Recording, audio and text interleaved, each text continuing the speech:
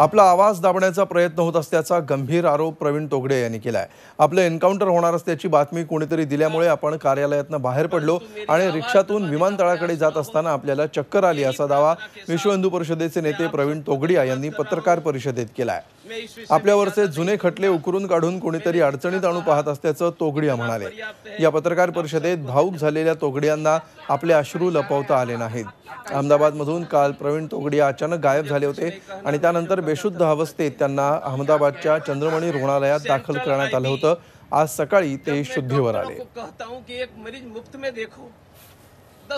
सुबह में पूजा पाठ पूरा कर रहा था तो एक व्यक्ति मेरे रूम में घुस आया और उन्होंने कहा कि डॉक्टर साहब तुरंत कार्यालय छोड़ दो, आपको उठाकर एनकाउंटर करने के लिए लोग निकले हैं। अब मैं राजस्थान के पुलिस के हाथ में आता तो मेरे विरुद्ध में लंबे समय से षड्यंत्र मुझे कहीं पर भी नहीं रखने के चल रहे हैं। यह षड्यंत्र का शिकार बन रहा था। संपूर्ण पुलिस के प्रति मेरा आदर है। गुजरात राजस्थान किसी के विरुद्ध कंप्लेंट नहीं है। मैं कानून का पालन करके न्यायालय में जाऊंगा और मेरा जीवन रहे या नहीं रहे, मैं राम मंदिर, गौरक्षा, किसान युवाओं के लिए अकेला लड़ना पड़े तो अभी लड़ता रहूंगा। आणि याविषयी आपण अधिक माहिती घेऊया। आमचे प्रतिनिधी रामराजे शिंदे सध्या आपल्या सोबत आहेत।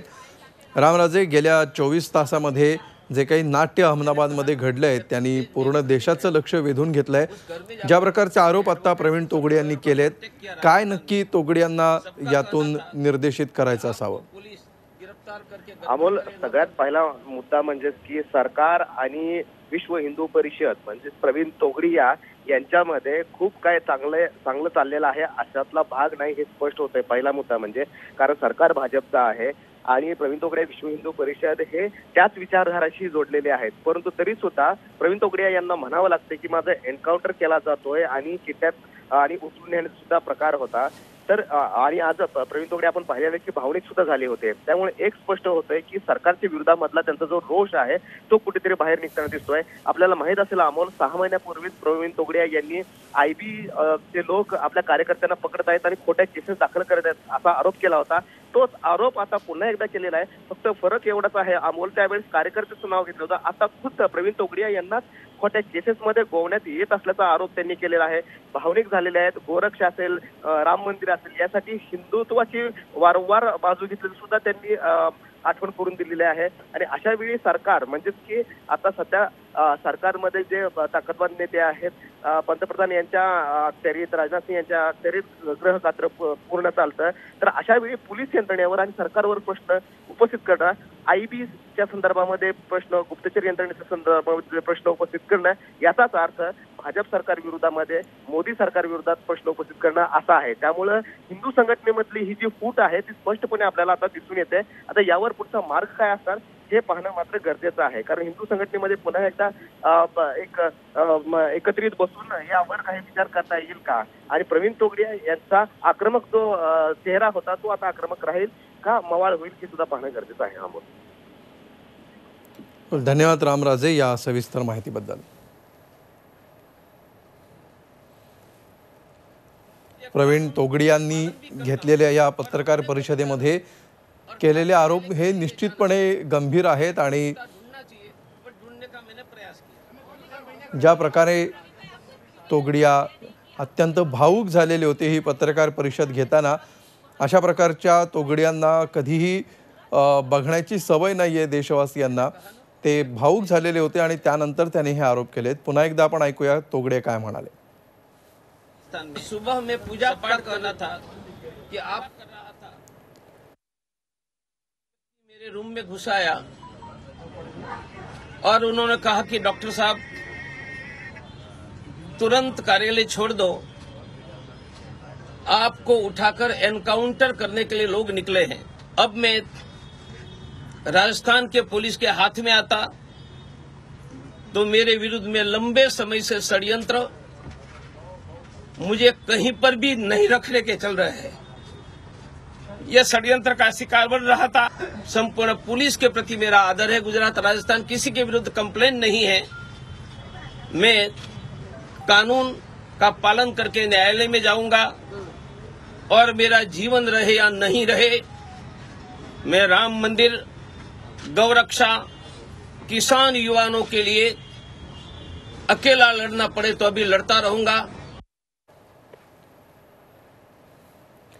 मूळचे कॅन्सर डॉक्टर असणारे प्रवीण तोगडिया हे काल गायब झालेले होते अहमदाबादमधून आणि काल संध्याकाळपर्यंत रात्री उशिरापर्यंत त्यांचा थांगपत्ता लागत नव्हता।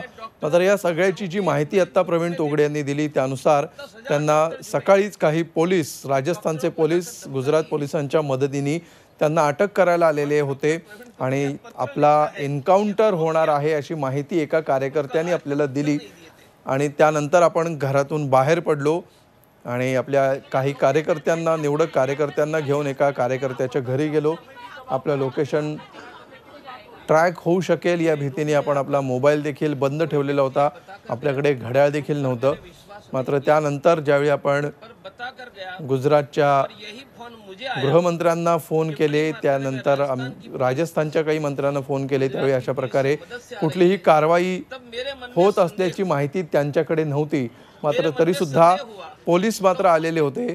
त्यामुळे हे सगळं प्रकरण काय आहे ह्या सगळ्याचा तपास करण्याचा मी प्रयत्न केला आणि त्यानंतर जामीन मिळवण्यासाठी आपण विमानतळाकडे जात होतो तेव्हा आपल्याला चक्कर आली असं त्यांनी म्हटलंय। याविषयी मागो वैद्यांची प्रतिक्रिया आपल्यापर्यंत येते, बघूया ते काय म्हणतात।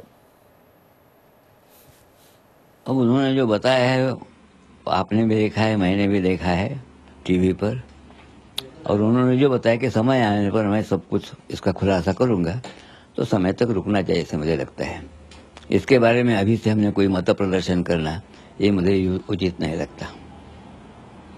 राजस्थान पुलिस को भी नहीं, उन्होंने गुजरात पुलिस को कोई आरोप नहीं लगाया। गुजरात के पुलिस पर जो उनके प्रेस कॉन्फ्रेंस में जाए, गुजरात की पुलिस पर कोई आरोप नहीं उन्होंने लगाया।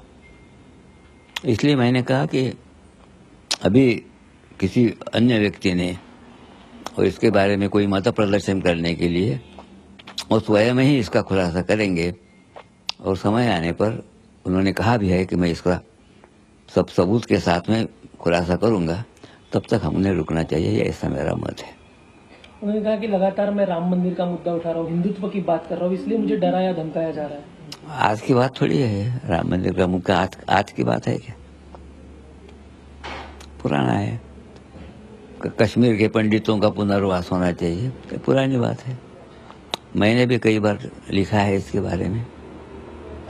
जो आवश्यक है और सर्वोच्च, अब सुप्रीम कोर्ट के पास में मामला है, सुप्रीम कोर्ट ने जल्दी निर्णय लेना चाहिए उसके बारे में। जैसा कि तोगडिया जी ने कहा, तो उन्हें सबूत देनी चाहिए इस बात की। हाँ, तो देंगे ना। उन्होंने कहा कि सबूत के साथ में उसका खुलासा करेंगे, तब तक रुकना चाहिए। इसके बारे में केवल तोगडिया ही बोल सकते हैं, और लोगों ने बोलने की आवश्यकता है ऐसा मुझे लगता नहीं। झी 24 तास रहा एक पाऊल पुढे।